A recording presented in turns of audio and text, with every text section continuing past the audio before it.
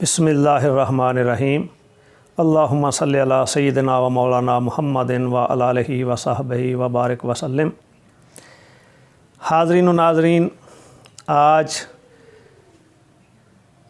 मसनवी मानवी, जिसे मसनवी मौलाना रूम कहते हैं, उसके जो मुसन्निफ़ हैं मौलाना जलालुद्दीन रूमी, मोहम्मद जलालुद्दीन रूमी रहमतुल्लाह ताला अलैह, उनका तारफ़ और थोड़ा सा मसनवी शरीफ का तारफ़ और उसके बाद फिर मसनवी शरीफ के बयान का इंशाअल्लाह ताला आगाज़ करते हैं।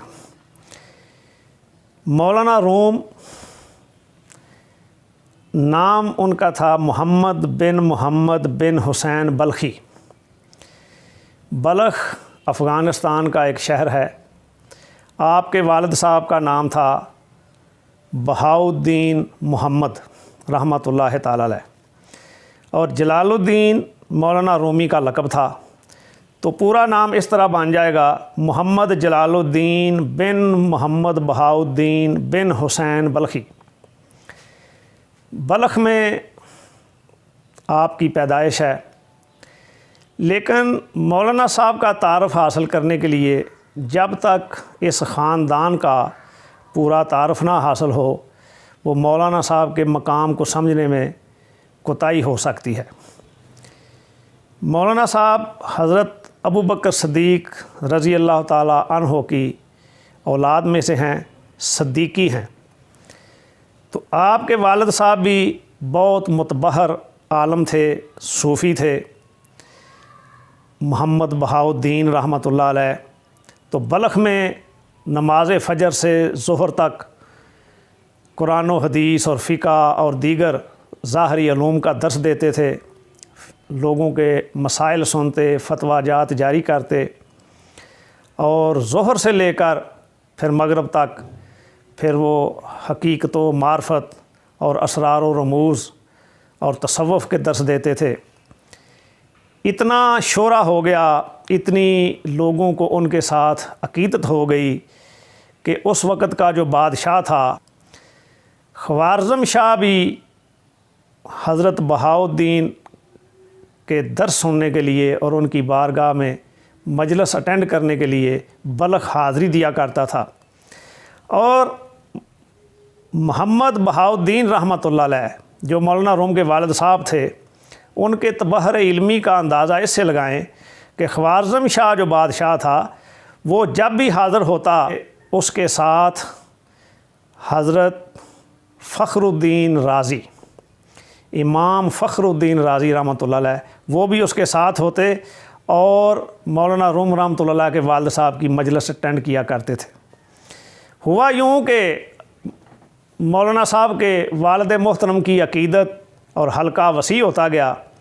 तो एक दफ़ा ख्वारज़म शाह जब आया तो मखलूक़ खुदा की कसीर तादाद देखी, बहुत बड़ा मजमा देखा, तो उसको अक़ीदत तो थी लेकिन साथ सियासी खौफ भी पैदा हो गया कि लोगों की अक़ीदत इतनी बढ़ गई है हज़रत बहाउद्दीन साहब रहमतुल्लाह अलैह के साथ कि मेरी हुकूमत के लिए कोई ख़तरा ना बन जाए। उसके इस खौफ को ख़त्म करने के लिए हज़रत मोहम्मद बहाउद्दीन रहमतुल्लाह अलैह बल्ख से हिजरत कर गए। उस वक़्त मौलाना रूम रहमतुल्लाह अलैह की उम्र तकरीबन 4 साल थी। तो बल्ख से नेशापुर पहुँचे। नेशापुर में उस वक़्त के बहुत बड़े सूफ़ी और आलम दीन हज़रत शेख फ़रीदुद्दीन अत्तार रहमतुल्लाह अलैह से मुलाकात हुई। तो मौलाना साहब की उम्र कमो बेश 5 साल थी। तो हज़रत फ़रीदुद्दीन अत्तार रहमतुल्लाह अलैह हज़रत मोहम्मद बहाउद्दीन रहमतुल्लाह अलैह को कहने लगे कि ये आपका बेटा, इसको बहुत ज़्यादा रूहानी औसाफ मिलने वाले हैं और ये बहुत आला शख्सियत बनने वाली है, इसका ख़ास ख्याल रखें और इसकी ख़ास तरबियत फरमाएँ। तो हज़रत मोहम्मद बहाउद्दीन रहमतुल्लाह अलैह मुख्तलिफ़ शहरों में होते हुए दमिश्क पहुँच गए, मुल्क शाम में। तो वहाँ उस वक़्त हज़रत इब्ने अरबी रहमतुल्लाह अलैह की मुलाकात होती है। तो मौलाना साहब जो मौलाना रूम हैं, उनकी उम्र उस वक़्त 10 या 11 बरस की हो चुकी है। तो आगे आगे हज़रत मोहम्मद بہاؤالدین ہیں والد گرامی مولانا صاحب کے، اور پیچھے پیچھے 10-11 سال کی عمر کے مولانا روم چل رہے ہیں۔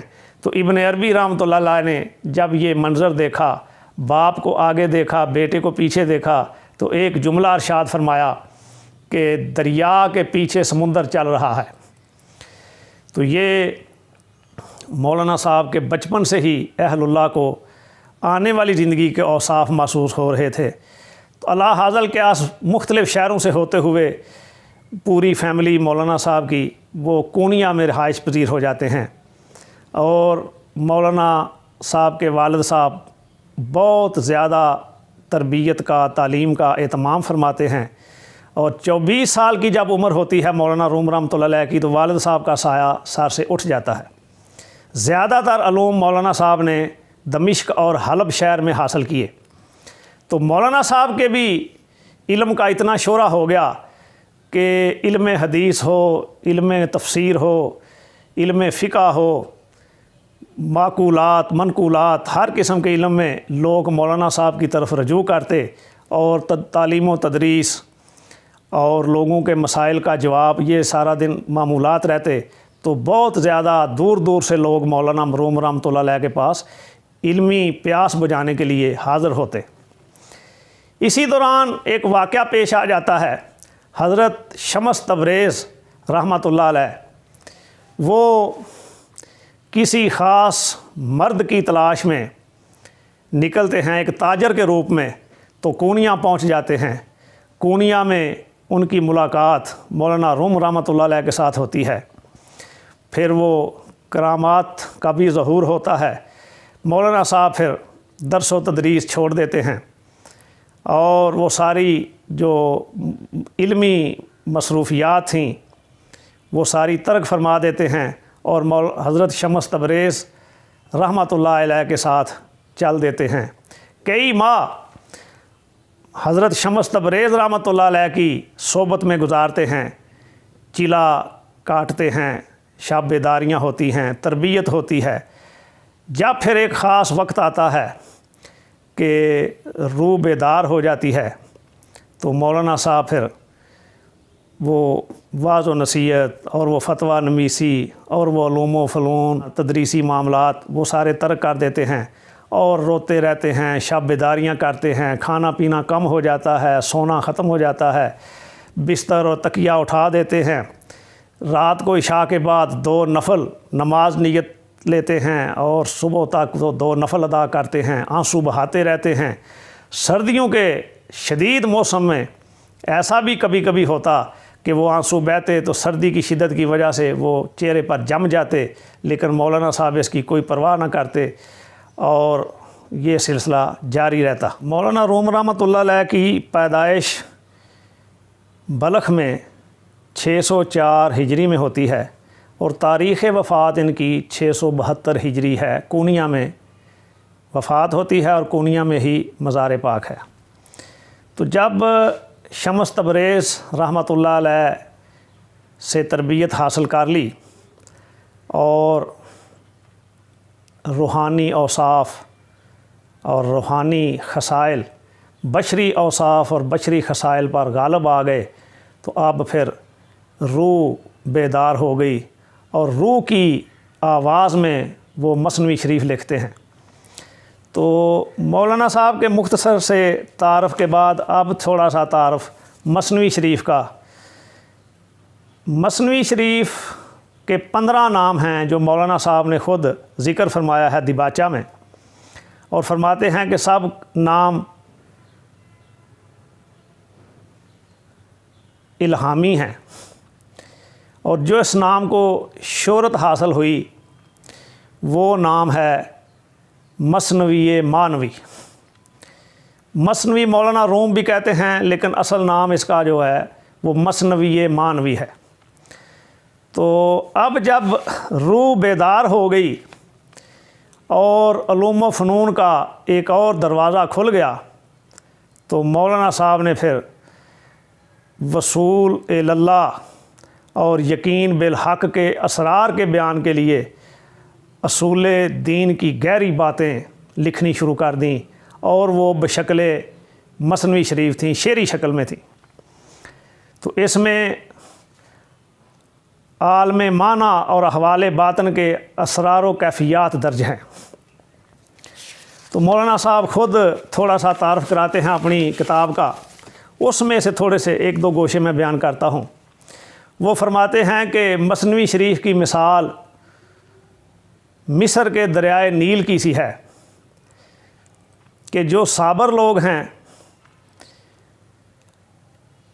आला लोग हैं, दीनदार लोग हैं, उनके लिए दरियाए नील पीने का पानी मुहैया करता है, उनकी प्यास बुझती है। लेकिन जो कौम फ़िरौन है, जो कुफ़ार हैं, उनको गर्क कर देता है और उनके लिए बायस हसरत है। तो दरियाए नील में जैसे दोनों चीज़ें हैं कि अहले हक़ के लिए, ईमानदारों के लिए, साबर लोगों के लिए उसमें पीने का पानी है, उनकी प्यास बुझती है। और जो गुमराह लोग हैं, कौम फ़िरौन की मानंद हैं, कुफ़ार हैं, उनके लिए वो गर्क भी हो जाते हैं और उनके लिए वो बायस हसरत भी है। तो फरमाते हैं कि मेरी ये मसनवी शरीफ भी दरियाए नील की मिसल है। जैसे कुरान पाक में अल्लाह पाक फरमाते हैं ना, युदिल्लु बिही कसीरन व यहदी बिही कसीरा, तो इसी तरह चूँकि ये भी मग़ज़ कुरान है मसनवी शरीफ, कुछ लोग इसको पढ़ेंगे तो उससे बहुत कुछ हासिल करेंगे, तरबियत पाएंगे, रहनुमाई पाएंगे, असरार व रमूज़ की वाकफ़ियत हासिल करेंगे, रूहानी बालीदगी हासिल होगी। और जो कज फ़हम हैं, जो गुमराह किस्म के लोग हैं, वो इसी मसनवी को पढ़ेंगे तो तरह तरह के एतराज़ उठाएंगे। तो गोया ये भी दरियाए नील की मिसल है, कुछ लोग पानी पी लेते हैं और कुछ लोग गर्क हो जाते हैं। फिर फरमाते हैं कि ये किताब सीनों के लिए शिफा है, चूँकि मग़ज़ कुरान है, इसमें सारे असरार और रमूज़ कुरानी हैं दरअसल, तो इसलिए ये सीनों के लिए शिफा है, गमों को दूर करने वाली है, कुरान मजीद के मतलब हल करने वाली है। और इसी तरह और भी बहुत कुछ मसनवी शरीफ के मतलब मौलाना साहब ने बयान किया है। तो जब ये कैफियत उनको हासिल हो गई, रूहानी तरक्की मिल गई, रूह बेदार हो गई, तो पहले बशरी खसाइल और बशरी औसाफ का गलबा था, तो उनकी याददाश्त की हद बशरी ज़िंदगी तक महदूद थी। लेकिन जब रूह बेदार हुई, गोया ज़िंदा हो गई, गालिब आ गई और रूह के औसाफ और रूहानी औसाफ गलबा पा गए, तो अब उनकी याद सिर्फ़ बशरी ज़िंदगी तक महदूद ना रही, बल्कि वो याद अब रूहानी ज़िंदगी वसतों तक पहुँच गई। और अब फिर वो मसनवी शरीफ का आगाज़ यूँ करते हैं, बिश्नु अज़न चूह कायत मी कुनद वज़ जुदाई हाश कायत मी कुनद।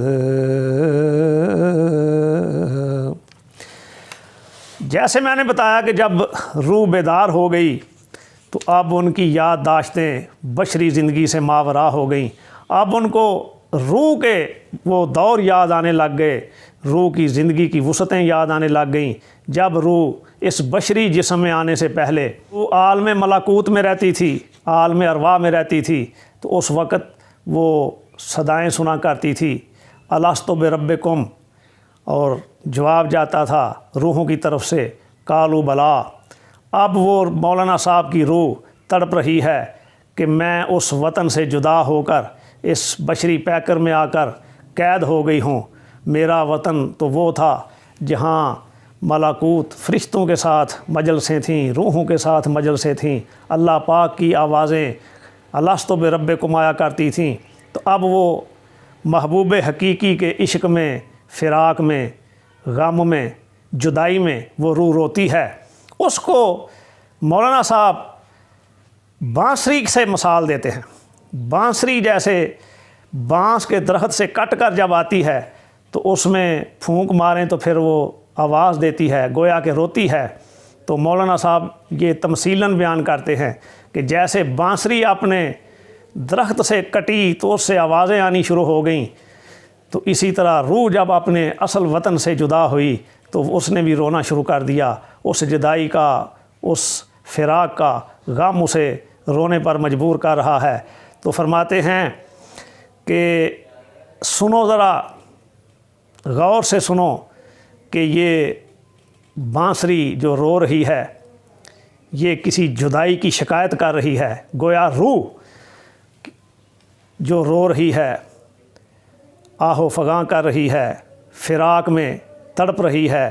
تو اس سے جو آوازیں نکل رہی ہیں، جن آوازوں کو وہ مثنوی شریف میں آگے بیان کرتے جائیں گے، تو وہ فرماتے ہیں یہ روح کی آوازیں، ان کو غور سے سنو، یہ بھی کسی جدائی کی شکایت کر رہی ہے۔ جیسے بانسری اپنے درخت سے جدا ہوئی تو وہ گویا رو رہی ہے، اسی طرح روح بھی اپنے وطن سے، اپنے دیش سے، عالم ملکوت سے جدا ہوئی ہے تو یہ رو رہی ہے۔ غور سے سنو یہ کیا کہہ رہی ہے، کیا حقائقیں بیان کر رہی ہے، کیا شکایتیں بیان کر رہی ہے، اور یہ ساری حقائقیں اور شکایتیں روح کی جدائی کے متعلقہ ہیں۔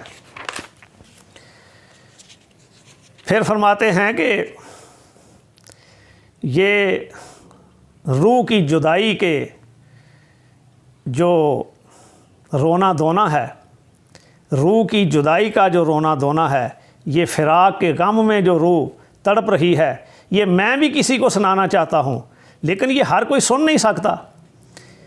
اس کے لیے خاص لوگ چاہیے، خاص سینہ چاہیے جو اس کو سمجھ سکے کہ یہ فراق اور جدائی میں رونا کیا ہوتا ہے۔ تو فرماتے ہیں سینہ خواہم شرح شرح از فراق، تاب گویم شرح درد اشتیاق۔ اب وہ روح کہتی ہے کہ مجھے تو کسی سننے والے کا ایسا سینہ چاہیے جو محبوب کے فراق میں پارا پارا ہو گیا ہو اور شوق وصال میں پارا پارا ہو گیا ہو، تاکہ میں اس کو اپنا درد سنا سکوں۔ جس کا سینہ فراق کی کیفیات سے واقف ہی نہیں، وصل کی ملاقات کی اشتیاق سے واقف ہی نہیں، اس کو کیا باتیں سناؤں، اس کے متعلقہ یہ بات ہے ہی نہیں۔ تو اسی طرح یہ بیان کرتے ہوئے پھر مولانا صاحب فرماتے ہیں کہ یہ جو بانسری بول رہی ہے، یعنی مولانا صاحب جو اپنا انداز میں یہ مثنوی شریف بیان فرما رہے ہیں تو کہہ رہے ہیں کہ یہ روح کی جو آواز ہے، یہ جو بانسری بول رہی ہے، تو جیسے بانسری کے دو منہ ہوتے ہیں، دیکھنے والا سمجھتا ہے کہ جو نیچے اس کا منہ ہے باہر کی طرف، یہ آوازیں اس سے آ رہی ہیں۔ مولانا صاحب فرماتے ہیں کہ نہیں، بانسری کے دو منہ ہوتے ہیں، دیکھنے میں وہ ساری آوازیں، وہ سارا نالا، وہ ساری گریہ وزاری وہ باہر والے منہ سے نظر آ رہی ہوتی ہے، لیکن در حقیقت ایک منہ بانسری کا اور بھی ہے جو کسی اور کے منہ میں ہوتا ہے، وہاں سے اس میں سے ہوا پھونکی جا رہی ہوتی ہے، تو پھر وہ ساری اس میں کیفیات آتی ہیں اور اس کو مقامات حاصل ہوتے ہیں۔ تو بڑی دلچسپ اور خوبصورت مثال کے ذریعے بیان فرماتے ہیں، دو دہاں دارم گویا ہم چنے، یک دہاں پنہاست در لبہائے وے۔ مولانا صاحب فرماتے ہیں کہ بس ایسے ہی سمجھ لو بانسری سے کہ جیسے اس کے دو منہ ہیں تو ہمارے بھی دو منہ ہیں۔ ایک منہ یہ ہے جو آپ دیکھ رہے ہیں، جس سے آپ کو یہ مثنوی شریف نکلتی نظر آ رہی ہے، لیکن ایک منہ اور بھی ہے جہاں سے یہ سارے چیزیں ساری القاء ہو رہی ہیں، گویا جیسے بانسری میں پھونک ڈالی جا رہی ہے۔ یہ اسی طرح میرا تعلق اب چونکہ روح کی ترقی کے ساتھ اب عالم بالا سے وابستہ ہو گیا ہے، تو یہ ادھر سے پھونکا جا رہا ہے سب کچھ، اور ادھر سے القاء ہو رہی ہیں چیزیں، ادھر سے یہ وہبی طور پر مجھے چیزیں حاصل ہو رہی ہیں۔ تو ایک منہ ادھر سے منسلک ہے اور ایک منہ یہ ہے جو آپ دیکھ رہے ہیں۔ تو یہ ایک بانسری کی مثال کے ساتھ یہ اپنے جو حقائق و معرف بیان کرتے ہیں ان کا بھی وہ اصل حقیقت بیان فرماتے ہیں۔ تو فرماتے ہیں یک دہاں نالاں شدہ سوئے شما، ہائے ہوئے درف گندہ در سما. وہ کہتے ہیں ایک منہ تو فیاض مطلق سے واصل ہو کر استفاضہ اسرار کر رہا ہے، ایک میرا منہ ادھر منسلک ہو چکا ہے، وہاں سے فیوزات آ رہے ہیں، وہاں سے معارف حاصل ہو رہے ہیں، گویا بانسری کی جیسے پھونک ہوتی ہے وہ ادھر سے مجھے حاصل ہو رہی ہے. اور ایک منہ ان اسرار کو بیان کرنے کے لیے وہ دنیا کی طرف ہے، آپ کی طرف ہے. تو آگے پھر فرماتے ہیں لیک داند ہر کے اورا منظر است، کہیں فغانے ای سرے ہمزاں سر است. لیکن جس شخص کو چشم بصیرت حاصل ہے وہ جانتا ہے کہ اس سرے کا نالہ و فریاد بھی اس سرے سے ہو رہا ہے.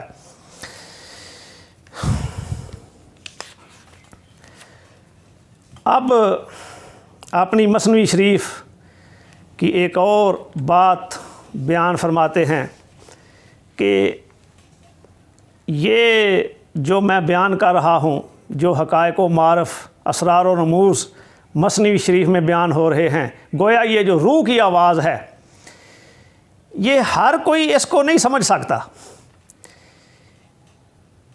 اس کے لیے خاص حواس چاہیے. محرم ای ہوش جز بے ہوش نیست، مر زبان را مشتری چون گوش نیست. فرماتے ہیں کہ جیسے انسان کو اللہ پاک نے بہت زیادہ حواس دیے ہیں، دیکھنے کی قوت بھی ہے، سونگھنے کی بھی، چھونے کی بھی، سوچنے کی قوت بھی ہے، چکھنے کی قوت بھی ہے، کئی حواس ہیں، لیکن زبان سے جو آواز نکلتی ہے اس کو صرف کان محسوس کر سکتے ہیں. گویا زبان سے نکلنے والی آواز کے گاہک وہ صرف کان ہیں، باقی حواس اس کو محسوس نہیں کر سکتے. ایک بہت بڑا عقدہ حل فرما رہے ہیں کہ بعض لوگ روحانی اوصاف کا، روحانی کمالات کا انکار کر دیتے ہیں. تو مولانا صاحب فرما رہے ہیں کہ اے انسان اس بات کو سمجھ لے اچھی طرح کہ جیسے زبان سے جو آواز نکلتی ہے اس کو صرف کان سن سکتے ہیں، آنکھیں نہیں سن سکتی، ناک نہیں اس کو سن سکتا، ہاتھ نہیں سن سکتے. اور اگر ناک اور آنکھیں اور ہاتھ اعلان کر دے اور زبان سے نکلی ہوئی آواز کا انکار کر دے کہ ہم مانتے ہی نہیں کہ آواز نام کی بھی کوئی چیز ہوتی ہے، تو ان حواس کی بات نہیں مانی جائے گی. آواز کا وجود برحق ہے، لیکن اس کو سننے کے لیے، اس کو تسلیم کرنے کے لیے کان چاہیے. تو اسی طرح جو روح کے اوصاف ہیں، جب روح کو پاکیزگی اور بالیدگی نصیب ہو جاتی ہے اور علم، ادب، عمل، تزکیہ اور تصفیہ اور مجاہدات کے نتیجے میں روح اتنی طاقتور اور توانا ہو جاتی ہے، پھر اس میں وہ روحانی حس پیدا ہوتی ہے، روحانی اوصاف پیدا ہوتے ہیں، جس سے پھر روح کے کمالات نظر آنے شروع ہوتے ہیں، روح کے اوصاف نظر آنے شروع ہوتے ہیں، روح کی آوازیں سنائی دینی شروع ہوتی ہیں. تو اے انسان، اگر تجھے نہیں سنائی دے رہی، تجھے کمالات نظر نہیں آ رہے، تجھے وہ اوصاف نظر نہیں آ رہے، تو اس کی صرف اور صرف ایک ہی وجہ ہے کہ تیرے اندر ابھی وہ حس پیدا نہیں ہوئی، تو نے ابھی وہ روحانی سافٹ ویئر اپنے اندر ڈاؤن لوڈ نہیں کیا، ابھی وہ روحانی سافٹ ویئر ایکٹیویٹ نہیں کیا، تو انکار کر رہا ہے. دراصل یہ روحانی اوصاف اور کمالات کا انکار نہیں، یہ تیری اپنی حس کی کمی کا اظہار ہے. تو اپنے اندر وہ حس پیدا کر، وہ روح کو بیداری عطا کر، اس کے لیے محنت کر، مجاہدہ کر، کسی شیخ کامل کے ساتھ بیٹھ کر اس کی صحبت میں تربیت حاصل کر، تزکیہ اور تصفیہ کی منازل طے کر، پھر تجھے روح کے وہ سارے معاملات دکھائی بھی دیں گے، سنائی بھی دیں گے. تو یہ حس کے نہ ہونے کی وجہ سے انکار کی طرف نہ جا، بلکہ اپنی طرف توجہ کر کہ حس پیدا کرنی چاہیے، جو حس اس کو سن سکے، اس کو دیکھ سکے. اللہ پاک ہمیں مولانا روم رحمۃ اللہ علیہ کے بیان کردہ معارف کو سمجھنے کی توفیق عطا فرمائے. وما علینا الا البلاغ المبین.